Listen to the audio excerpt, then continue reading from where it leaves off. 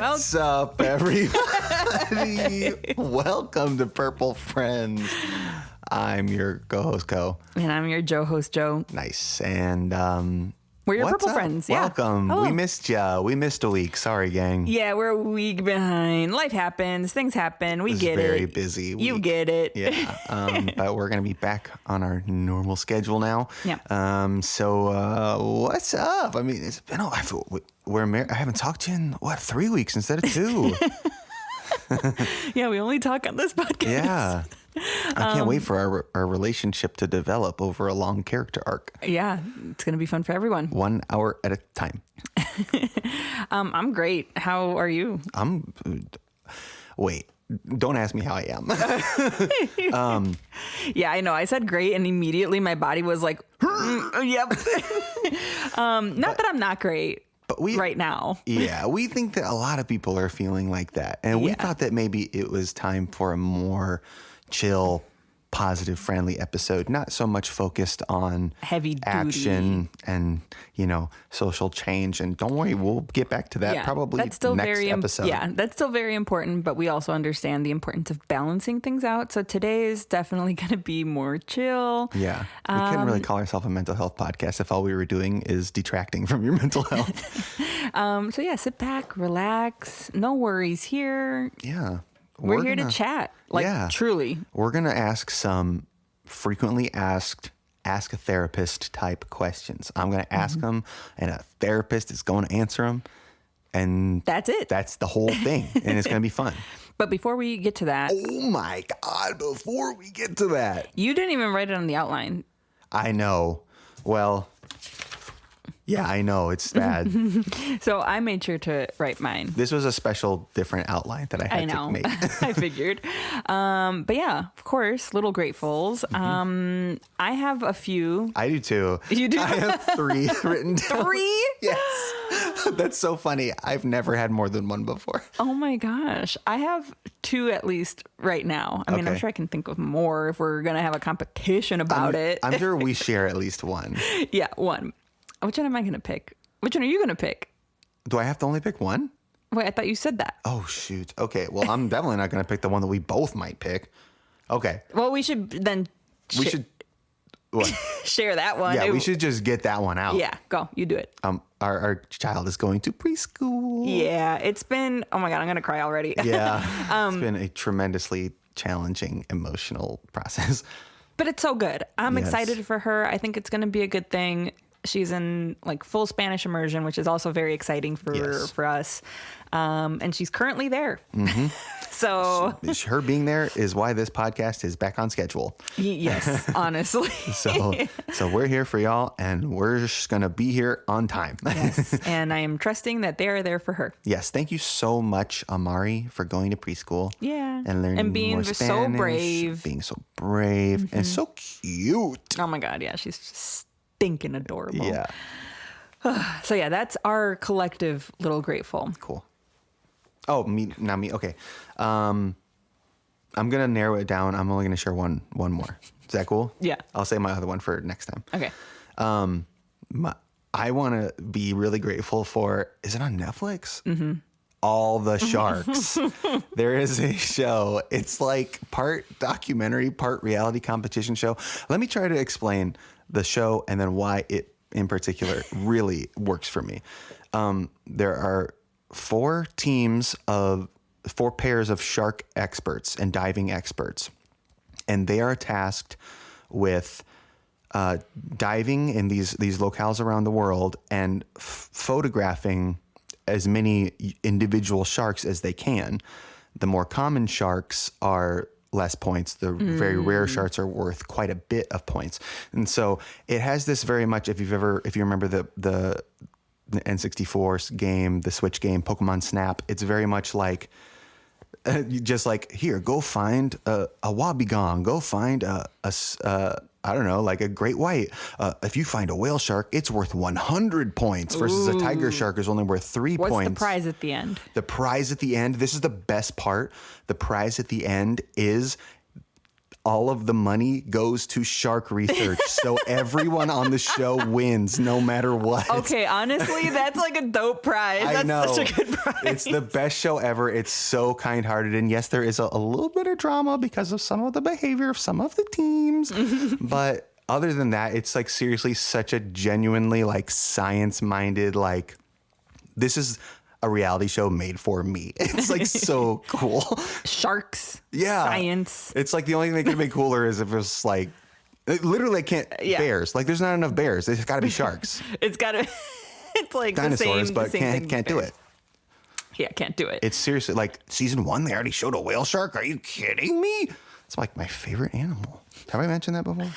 Probably. Almost certainly. I'm like, you've certainly mentioned it to me, but I forgot we're doing a podcast and not all our listeners. But the best thing, is this the best thing about the show? One of my very favorite things about the show is, of course, that I want to remind you once again that it is called All the Sharks, because the guy says, now it's time to go photograph all the sharks. And then they go running off down the beach. And it's just such a delight.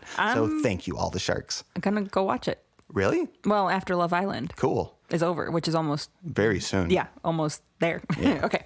My little grateful is my pottery class. Yeah. Yeah. So I took a page out of our own advice book, and I joined a community. I joined a pottery class at my local studio, and it's fantastic. I've taken a class there before, like 4 years ago, and then I had a child, so it's taken 4 years to get back to it.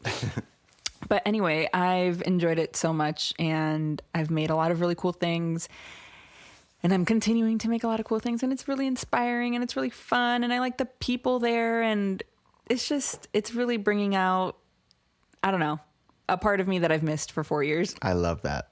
Yeah. What kind of stuff have you been making? Recently, because I'm also a watercolor painter, I've been making little watercolor palettes. So essentially they're like a ceramic plate, but just like with divots to put watercolor paints into and a nice surface to like mix your paints in. Mm-hmm. And they're stinking adorable. I love them. I can't stop making them. I'm probably gonna put them somewhere to sell because they're so easy and I've made so many. They're truly small. They're adorable. Like I have made one that maybe like the size of $50. Mm-hmm. And the other ones are like maybe the size of coasters. Yeah. But they're so cute and they're nice and portable. And for anybody who enjoys watercolor, like it's a really easy thing to just dip your feet into. Mm-hmm. But anyway, I've enjoyed the process of making it and throwing on the wheel and wedging some clay. They're seriously so cute. Follow us wherever, and I'll maybe post something about it or something. Yeah, that'd be great. You guys can check it out, maybe. Mm-hmm. The 4 of you that listen. If you're even still there after we missed a week. I know, for real. I hope y'all are still here. Okay, shall we get into it? Yeah, let's do this. I'm gonna be the guy who asks the questions in the audience. I'm gonna try not to. You're running around with the microphone. Yeah. Oh, great idea. Great idea. Okay. So I'm just going to rattle them off. And Go ahead. You can be as detailed as you want. Okay. So what exactly is therapy and how is it different from talking to my friend? Yeah, therapy is can feel like talking to a friend. I think a lot of my clients feel that way because we connect really well. What's up? Which is great. That's what I like. But what makes it different from actual friendship is that there's so many different boundaries that just protect the relationship, right? It allows me to have an unbiased perspective, offer recommendations or challenge you in a way that doesn't feel personal because I'm not in your personal life, Right. And yeah, you're not friends with their other friends. Exactly. Nothing I say or do like matters in their real world. You know what I'm saying? Like, so I think it gives my clients a lot of freedom too. Cool. So yeah, that's the difference. All right. Okay. I'm just gonna keep rattling. Go. Okay. Do I have to have a big problem, like a major problem or a mental illness to go to therapy? No, absolutely not. Therapy can be for anyone. Yeah, it's good to just pay attention to your mental health. Cool. Like what's a really minor thing that is like still would be like, you could use therapy. Like adjusting to something new. So even like moving homes in the same neighborhood can sometimes be an adjustment that can hit us in a weird way. And sometimes having a little, a space to process it can really help. Cool. So how does therapy actually help someone? What's the mental magic behind it? Yeah, it's funny because like it happens differently for everybody. People come to therapy looking for different things, so different things are going to give them that magic. I think in many of my cases, it's been really just connection, right? Feeling validated, feeling seen. The term like not feeling like, oh, I'm not crazy, to me, I feel like that's the magic, is just feeling connected, feeling validated. I feel like that goes a long way with our emotions and emotional processing. That's cool. It sounds like a lot of that magic comes from training.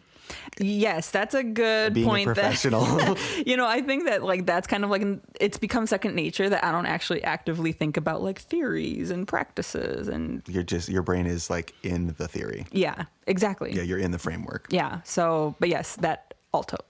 Gotcha. Is therapy only for people who are struggling, or can it help you with just general personal growth? Yeah, like I mentioned earlier, it can be for people who are struggling, or it can be for anybody, for anything. I've had many people who have sought out therapy, just they call it maintenance, you know? So it can be viewed as maintenance. And a lot of the times new clients who come in struggling then shift into the maintenance phase. And again, that's also just really reassuring for a lot of my clients. Like having an appointment in the books for once a month, is just gives them peace of mind too. Yeah, that's nice. Here's a great question that we hear a lot. What's the difference between, let's start with this. What's the difference between you, an LCPC, versus a psychiatrist or a psychologist? Yes. So this is a really great question because there's a lot of overlap. An LCPC is a master level clinician that is fully licensed in their state. That's specifically counseling and therapy. Yes, and there's an equivalent degree, LCSW, which is the social worker. Social work, equivalent. yes, correct. In our state, there's a lot of overlap into what they do. So it's not always comparable necessarily, or equivalent? Not necessarily. Like a lot of private practices will also hire social workers. A lot of like community mental health programs will also hire counselors. Like I said, in this state, there's a lot of overlap. But with a psychologist, that's more of a doctor level clinician. So either PsyD or PhD, they're trained in doing psychological testing, which is really helpful for, getting autism diagnoses, ADHD, as well as like literally anything in the DSM. Those exams are very costly. I know it can be really helpful for a lot of my clients to get tested. It can be, psychologists are much in need. They do good work, but there's not many opportunity. And then a psychiatrist is someone who prescribes medication. So they're like an MD, medical doctor who specialized in psychiatry. So they're specialized in prescribing medication more so. I will also say I refer to a nurse practitioner, which essentially does similar things to a psychiatrist. It's a little easier to get into, a little bit more affordable. So yeah, there are also different options. You're saying like a nurse practitioner plus like an LCPC like you could be pretty close to psychiatry care. Correct. Like a nurse practitioner that has like specialization in psychotropic medication. Okay. Can sometimes take the place for, because like again, it's really hard to get into a psychiatrist office. So either I recommend like your general practitioner, which is a little tough because like they're not seeing the mental like day to day, and then like nurse practitioners. Okay. What? And I hear this other term thrown around. What is a life coach? Because they seem to be trying to do a lot of the same stuff as a therapist. What is a life coach? Yeah. Life coach. Look, I have a very complex relationship with life coaches, both personally and professionally. And it's not that complex. Yes. I mean, they say that they are qualified to do what you do without a degree. Without degree, training, accountability, boards, like continued education, like truly it's frustrating whatsoever. It's so frustrating because like I think about the event we went to recently and that's about as specific as I want to get in terms of that, you know, because the event overall I think can do lots of good, you know, and again, I think that's why my feelings are a little complex because I get the well-intention, but again, like the substance, I'm missing the substance. It is interesting how life coaches seem to offer like courses that cost more than therapy. I have talked to people who have become life coaches who were talking about charging $300 an hour, and I get like valuing your time completely. I get that. But if you are looking for a service that is covered by your insurance, that is by a professional who has been trained and continues to develop their career in that training and again is held accountable by these different organizations, like that to me just seems like a safer bet. Obviously life coaches offer things that are outside of our boundaries, right? Like, which I think can be like it's just a slippery slope. Well, can you explain our boundary is evidence-based? Correct. Like being in your life or meeting outside of like designated offices or breaching the therapeutic relationship completely. Right. Like I can see how maybe that can be really beneficial to some people who feel really lonely or really struggle in socializing and like really benefit from that like intimate teaching experience. But like I said, that can become a really slippery slope in just inappropriate relationships or inappropriate power dynamics. Again, like spreading misinformation if they're not trained and like, again, we literally went to a talk by a life coach who said incorrect things about mental health, and Jocelyn had to correct her from the audience. Well, I mean, it wasn't quite like that. It was a question and answer situation, and I just helped answer one of the questions. But like, if me sitting I felt very uncomfortable. Like I felt my nervous system definitely perk up because I'm like, this is a bunch of people who are looking for mental health relief, for help, and it wasn't clicking. I'm like, there's no substance here. Like anyway, aside from that is my frustration with life coaches. And again, also the big exploitative factor, right? Of like charging so much money for something that feels very surface level. Yes. Surface level and, very easily turned into a manipulative situation. Yes. And we're of course not saying that all life coaches have ill intentions, that they're all bad people. Right. There are plenty of them who are doing their best out there and who really care about their clients. Absolutely. And that's why that's what I'm saying is like why There's I feel no complex. way to tell the difference between them. Exactly. Sorry. And like if you are working with a life coach and they've been beneficial to you, like that's great. That's what fine. I'm happy about. 'Cause like I said, not one person can meet another person's needs. So like, I'm fine with having some diversity in how we meet our own needs. Right. So we got to keep moving with these questions. Yeah, we got to keep going. We have so many. Okay. How long does therapy usually take to start seeing results? Of course, that depends. Yes, good answer.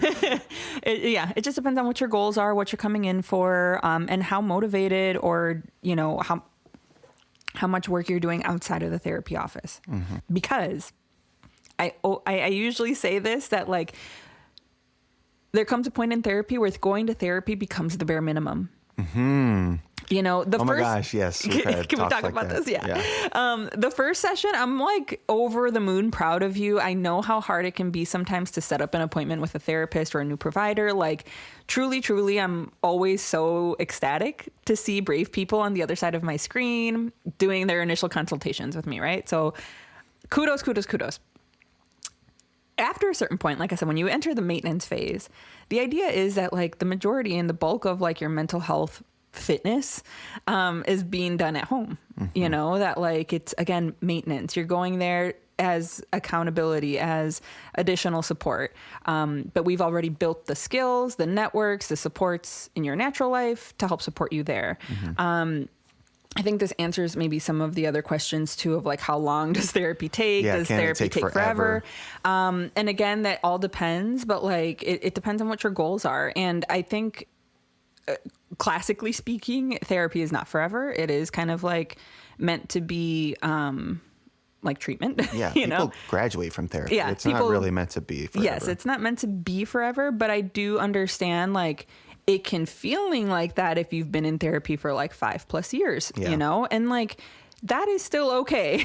You're allowed to have support throughout your life. And again, we all ebb and flow out of these seasons that like some of that time is probably less intense. Again, we go in and out of these maintenance and crisis phases. And the beauty of all of this is that I'm here to meet you wherever you are. Like if you're in maintenance, cool. We can chit chat about whatever, and help you feel supported. If you're coming in crisis, great. I'm there with you. I can help you I can walk you through this. So, you don't have to show up in any type of way to start therapy. You don't have to be in crisis to start therapy. You don't have to be in maintenance to start therapy. My job is to meet you wherever you are at. So you start a new relationship with a therapist.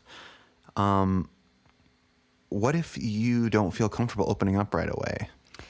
Yeah, it can be a lot of different things. A big part of therapy is the vibe. Like, big reason why we call it vibe therapy services is because how you connect with your therapist matters. Yes. I do think that there are some clients that you just have this initial spark with. You have initial spark with your therapist and you feel connected right away. That's great. You guys vibe well. Other times it's a slow burn. It takes a little bit, and majority of cases end up being that way. I think it's important to really just amplify your own voice, your own needs, reflect on, do I feel like this is just something that I need to give it a little bit more time on? Or is it just not a right fit?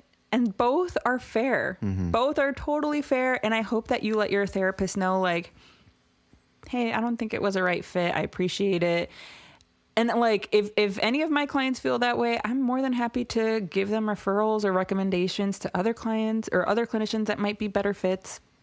Cause like, that's such a crucial part of the therapeutic alliance that like, I want to make sure that my clients feel like they have the space to figure that out. So yeah, I think to answer the question, it does involve some level of like self-reflection and challenging that, sometimes it is just giving your therapist a fair try. I think a good rule of thumb is 4 sessions, and that might seem like a lot, but the first couple sessions are really just focused on like, who are you? Yes. Getting to know you, creating goals, understanding like your history, your presenting problems, what you're looking for, what's happening, you don't really get to know your therapist or vice versa, I feel like, until the second or third session. So yeah. I'm going to skip ahead a little bit because we kind of answered some of these. Let's talk about confidentiality. That's something that is brought up in like media a lot. Let's say what it really is. I talk about confidentiality during every first 15-minute consultation. So you're getting it up front. Essentially, it means that your therapist is not going to share any of your information with anyone unless we have written consent on the client's behalf. So nothing. I'm not saying anything. I'm not identifying, confirming, nor denying, nor nothing at all. And so, I make that very, very clear first and foremost. I'm going to answer some of these other questions too, in that like, there are some exceptions to confidentiality, of course, only relating to safety. And those exceptions are also, there's more for minors. So if you're under the age of 18, if you're reporting abuse of any kind, harming yourself or others, or someone else trying to harm you, like that is going to be reported. That is my job. I will report it. And then for adults, again, same thing. It's just a matter of safety. If they're, communicating means, intent, what's the other thing? Means, intent, ideology, like like ideation. Ideation. Thank you. Like it is our job to warn. It is our job to report. Like, okay, not to get too grim, but let's give a concrete example. Sure. Let's say a teenager says that they're experiencing suicidal ideation. Yeah, this is a really good question. I really appreciate you asking because it is a slippery slope. And I think as a mental health professional too, we understand that like calling an ambulance for every thought of like, oh, I feel like harming myself, or I feel like it can be more detrimental sometimes to like hospitalize teens or even adults. And so that's why like there is a process. Ideation isn't enough for hospitalization. So like it's very common and very normal to have suicidal ideation for healthy people too. Like you heard that right, gang? You can say it to your therapist. It is okay. It is okay. You can say like, hey, I've had these thoughts. Yeah. I'm scared of these thoughts. What do I do when I felt, when I was having a panic attack? I was like, that is so common. Like something again that is so common is like in daily life and being like, what happens if I just like drove off this cliff or like call of the void? Yeah. The call of the void. That is such a normal part of human experience. Yes. So there is no fear in exploring that with your therapist. Where it becomes a concern is where, again, there's intention, there's a plan, there's a means. Like there have been multiple steps moving forward to execute this behavior. Social support is like gone or something like that. Like their support system is compromised. Engaging in risky behavior. Like they're like, again, thoughts alone is not going to lead to breaking confidentiality. It has to require actionable things, right? So I hope that answers. Yes. Yeah. So clarifies. yeah, I know that there's a lot of people out there who have this belief that they will be committed to a ward of some sort, and that is not the case, gang. And let me be clear too. Like part of my job is to help, like especially in crisis intervention, is to like provide relief to avoid, that more intense mode of treatment. Like we want to prevent that, and so if because again, even from outpatient therapy, which is what I do, to full on hospitalization, 72 hours, there are steps in between there too. There's outpatient programs, there's inpatient programs, there's partial hospitalization programs, there's, more like going to therapy twice a week, 3 times a week. Like there are steps before going there too. So like being mindful of that too, I think is important. Yeah. Don't hold it in, gang. You gotta tell your therapist what you're feeling. Your therapist has options and resources. That's what they're there for. Yeah. All right. Let me see where we're going. Oh, here we go. Do you judge me if I say something really nasty? No, I wrote this down. Never. I never judge. Like part of the therapeutic space is that it's a like Planet Fitness. It's a judgment-free zone. Truly and fully. Like when I'm watching Love Island, different story, right? Yeah. Like I don't have my therapy hat on. I'm not in the space. When I'm with my clients, it's so different. Like I can't like there's this openness and understanding that every person is very complex. Things inform people's actions. Even if, at surface level, I might not agree. Again, like my job is to go through that journey with you, to witness what you felt that led to those decisions and help you process them. On top of that, I'm also not going to judge your family or the people in your life. I think that that's something pretty common too, is like, let's say I have a client who's talking about their boyfriend and it's just like, bad thing after bad thing. And they're like, oh, well, he does good things too. And it's just like, all good. I recognize that like, this is therapy and chances are you're going to be focusing on the negative, So there's a lot of space that I built into this, to like our therapy sessions and the relationship, for understanding. At the end of the day, I'm listening to try to understand. There's a lot of empathy in the room with us. And Yeah. I mean, I don't know if I've expressed myself well enough. No, you've been very clear. Well, what about the opposite though? What if, do you ever judge me because my life isn't spicy enough? Like, it's so boring. Like, why am I here? Look, this is again a really good question, because therapists experience all the emotions.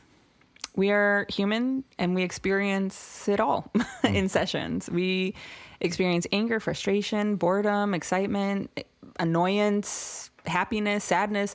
Like, we experience it all, and we've been trained to use that in our sessions to help us inform the session, inform what's going on in their family dynamics. I think one rule of thumb, I can't remember which professor said this to me, but I've carried this with me, that chances are if you feel bored by the client, people in their lives are going to feel bored by the client. Like, it's a reflection of their experience in the normal life, you know, so, or in their natural life, I mean. So again, it helps inform like their relationship dynamics, what could be happening, what are some of the hiccups, what are some recommendations or challenge, can I challenge this client in a particular way? So yes, I am not exempt from feeling, certain emotions. I feel them all. I was going to ask if you give advice or do you just listen, but it sounds like you give advice as well. I give a lot. I was thinking that too, is like, I give recommendations, I give opportunities, I give different perspective, I give challenges. Like at the end of the day, I also try to give lots of space for my clients to feel confident in their decisions. I always refer back to them. They are the expert in their life. I can offer up some recommendations, but more importantly than that is instilling a sense of confidence in my client's ability to recognize what they need. And so it does help. The better I know my clients, the better my recommendations hit. And so I have found that like they can be very helpful, but yeah, the skill there is really amplifying your own voice. So you said all that stuff you're giving out. Is any of it homework? No, I never give out homework, but I do encourage my clients to be thinking on something or chewing on something or like that's cool, working on something. Thanks for not giving out homework. Yeah, no, not like paper homework, but like I said, the idea is for clients to get into the practice of working on their mental health outside of therapy. So like I said, I do encourage my clients to have something to be working on or thinking on throughout the week.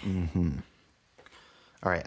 Because oh my gosh, you're giving such detailed answers. We're going to go through this next category very quickly. Yeah, it seems pretty like a quick section too. It's just kind of like what clients can expect or what people can expect from going to therapy. Yeah. So what happens in that first session? Yeah.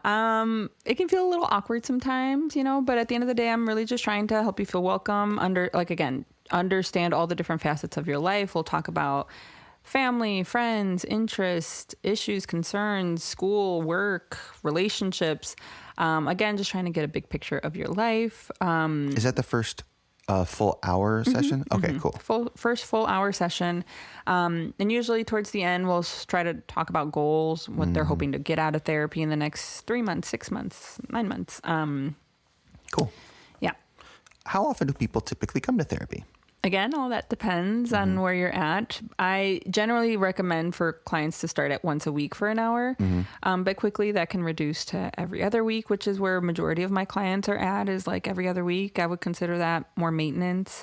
I have a few that meet once a week or once a month, and then some that are as needed. They'll just text me when something's up, and so again, it can be whatever y'all need. What about the other end of the spectrum? Do people sometimes see you 2-3 times a week? Yep. Okay. Cool. What if I miss a session or need to reschedule? Yeah. There are some policies, and I think it's pretty standard practice. Most practices are going to have some sort of cancellation or, no-show policy. Really, that's just there to respect our clinicians' time. Their time is valuable. That hour can be used for someone else or for admin or their own personal lives, like literally anything. Yeah. And so there are some fees, but in order to avoid those fees, and I'm a pretty lenient person. Like if you tell me you woke up late, you know, like, I don't know, I'll let that slide. Like I get it. Life happens. Your first one. We'll yeah. let that slide. I get it. Life happens. Things happen. I try to make it super easy for clients to know how to get a hold of me, multiple different ways of reaching me, so that, well, you just let me know. Let me know. How do you know if therapy is actually working? Good question. Again, this is very like an internal gut feeling, right? Are you noticing changes, differences? Are you applying some of the things that you've talked about in therapy in your daily life? I think it's hard to answer this question because a big part of whether therapy is working or not is client motivation. Like an example, if a teen is being forced to go to therapy by their parents or their school, motivation ain't going to be there. So therapy probably won't work. Yeah, or you're not going to see much progress. And that can be, again, a slippery slope because clients can get frustrated, which in turn leads for like parent or like spousal frustration or, and of course they're like, I get frustrated, you know, like, so I think a better question would be just to be aware of your readiness to start therapy. Is it possible that in the course of therapy, I will feel worse before I get better? Absolutely. Okay. Absolutely. 1000%. You are opening up cans of worms that you have tucked away for years. So yeah, it gets a little messy at first. But something especially if you're coming in person, I'm always reminding my clients to replenish after therapy. I have a little snack bowl for clients to take a little snack because therapy is hard work. And going to therapy can be draining and can be exhausting. Yeah. So plan accordingly. Bring a water bottle, you know, bring a snack. If you're in session with me, I will have snacks for you. I will have drinks for you. I have Squishimals to squeeze and blankets to cuddle and like a chill environment to feel cozy in. Like all of that also matters. How do I explain to my friends or family that I'm going to therapy without them judging me? Again, like, where does that, you know, there's such a wide spectrum. Oh yeah. When it comes to like judgment against therapy. At the end of the day, you know your family best. If you feel like they're just unsafe people to share kind of a vulnerable thing with, you can put up that boundary and have that be a personal thing. I think at the end of the day, it's really just about communicating what needs it is meeting for you. Because that's a no-brainer, right? Like, if I'm going to McDonald's, it's to meet a need. I'm hungry, right? Like, so explaining like, hey, I'm needing a little additional support and therapy provides me that support. It's kind of hard to argue with something like that, you know? Let's say I have therapy later today and I am so anxious about it. Is that normal, typical? If it's your first session, absolutely. If it's a regular schmegular session, not so much, unless clearly there's something that's on your heart. You know, there's something in our nervous system that is calling to your attention. I think anytime that we experience that kind of anxiety or nervousness is because you're probably anticipating confronting some hard things. And like I said, that is hard. That is what we do in therapy, is we confront the hard things. Something that our culture and society has encouraged the opposite, right? To avoid, to distract. So it can be really, really hard, which makes sense why some people might feel anxious or nervous. What would you say is the biggest misconception people have about therapy? I don't know. I think it's just like the image, the mental image of what to expect. And I think that comes with a lot of like personal feelings, you know, like I still think that the image is like older white person, Sigmund Freud, couch. Yeah. Tell me about your mom, you know?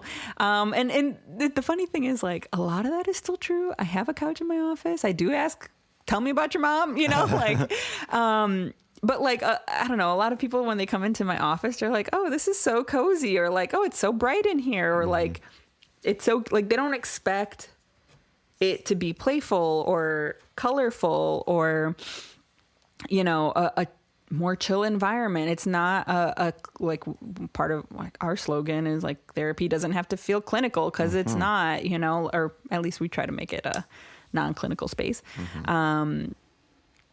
What was the question? Misconception? Oh yeah. Just that, just like the stuffiness of it. Like it really is not. I try very hard to put my authentic self out there so that people can feel that and feel comforted by that, and that like I'm not this person in the lab coat putting on a hat and then like, you know, like it's just it's not like that. The person sitting across from me is so like the cutest little button of a person. Like just that is so not her vibe what she just described. Yeah, so I think that. Okay, what causes mental health problems? Is it all in your head? Yes. No, I'm just kidding. So many things. So many things. It can be biological, genetic. It can be environmental. It can be social. Like like truly so many things. And in fact, all those factors go into it. And we can dive into all of those a little bit more. But really, just like obviously biological, right? We're looking at family history. Genetics are these things that are predisposed, and then have higher likelihoods of causing, you know, an impact in the person's life if they're also, if like environmental and like social factors are also contributing to it. So like, let's say you're predisposed to anxiety, but then you kind of struggle with like food scarcity or like financial stability, like those environmental and like environmental factors are going to impact that predisposition to anxiety. Yeah. So yes, all those different things. Gotcha. Cool. Okay. Those are all the serious questions. Okay. Fun questions? Let's do a few quick fun questions about, just a couple. Okay. Hey, is Purple Friends a substitute for a therapist? Absolutely not. No, neither is any other podcaster or no, just go to therapy. That's the only therapy. Yes. Yeah. When they say help, they're not talking about any random person. Yeah. Also, like, I don't know. Like going to your nail appointment is not therapy. I get that it can feel therapeutic, and that's great. I love that for y'all. You know, doing these things is not your therapy. Like there's therapy is a very specific thing. Yes. And then, I was going to ask, what does therapy doesn't have to feel clinical mean? But you kind of covered that. I did. Yeah. What is the situation about, like, if I have a topic request that I want to submit for this podcast? I'll answer that one. I'm like looking at you like. That was a trick. April Fools. It's a question for myself. You can go to purplefriends.org and you can just submit a question there. Or you can email us at purplefriendspodcast at gmail.com. Okay, so just so I'm getting that right, you can go to purplefriends.org to submit a question. Yep. Or you can email us at purplefriendspodcast at gmail.com. That's right. Okay, cool. This is the first time I'm hearing it, so just trying to commit it to memory. Oh, okay. All right. Now, it's not the first time. It's the first time I'm like paying attention. And yeah, that's why I said, okay. Yeah, I know. You have told me this before. Okay.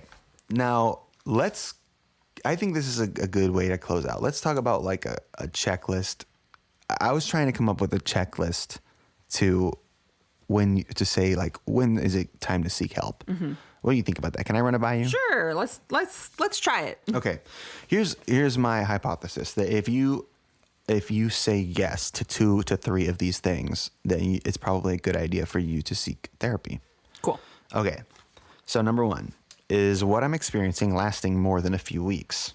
Like feeling down, worried, stressed, irritable, all that kind of good stuff. Not just an occasional bad day, like sticking around for an extended period. That's like not just a passing mood. Okay. Number 2, is it making it harder to do the things I need to do, like going to work or school, taking care of your chores, responsibilities, all that kind of stuff? Kind of like the executive dysfunction's got you down. Number 3, Is it making it harder to do the things you want to do? Your hobbies, spending time with friends or family, engaging in any social activities. Have you become sort of like anhedonic, not motivated by happiness anymore? Number 4, am I having trouble sleeping or sleeping too much? Like a significant change in your sleep patterns that are out of the ordinary for you. It's one of the first things affected when mental health is kind of in trouble. Stress affects sleep. Really, everything affects your sleep. So if you're having trouble sleeping, that's important to take note of. Number 5, are my relationships with others becoming strained? Are you more irritable? Are you withdrawing from loved ones? Do you find yourself having more arguments? Are there a lot of assholes around you suddenly? And number 6, am I using unhealthy coping mechanisms more often? That could be alcohol, substance use, but it could also be excessive eating or isolating yourself more than you normally would, distracting yourself to avoid your feelings. Coping skills and techniques are one thing, but unhealthy patterns of that kind of stuff can signal sort of a need for something stronger than just like these coping mechanisms, like actual help. Now, number 7, do I feel off, weird? I cannot put my finger on why. Just a general sense of just like unease, no motivation, just like I'm just existing and it's just not right.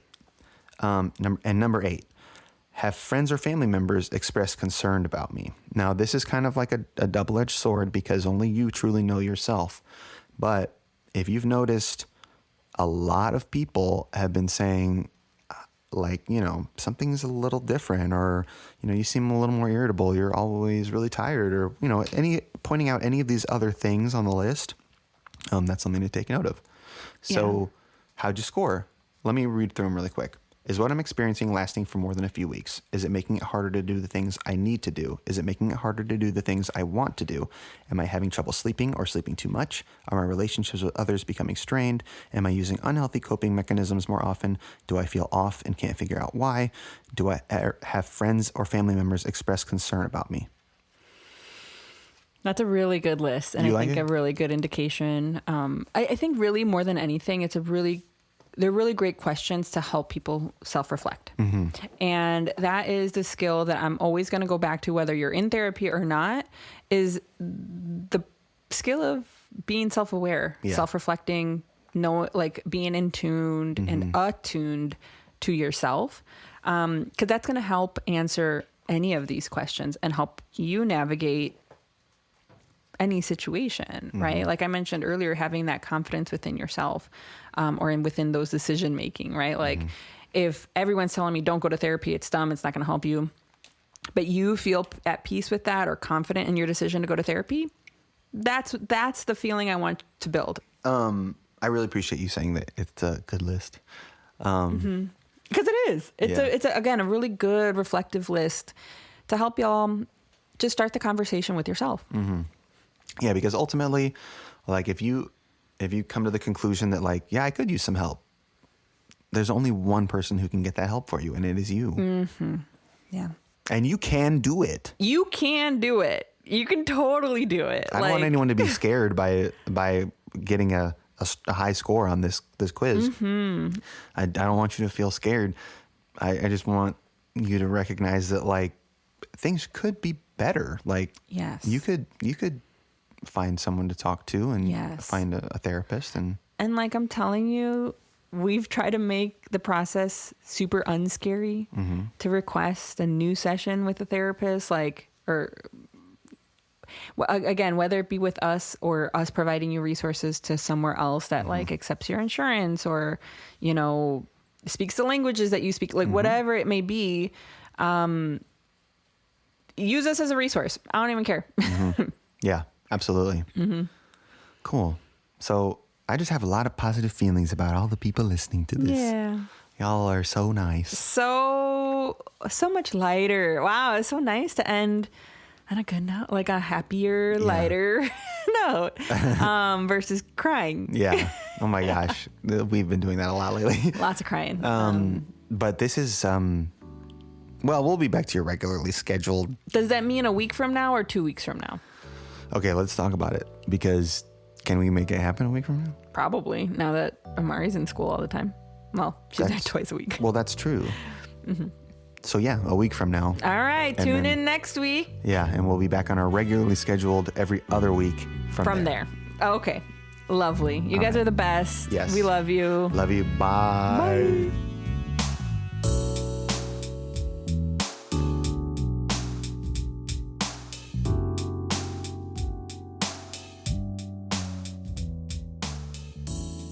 Purple Friends is an independent podcast produced by Vibe Therapy Services and is not a substitute for a session with a therapist.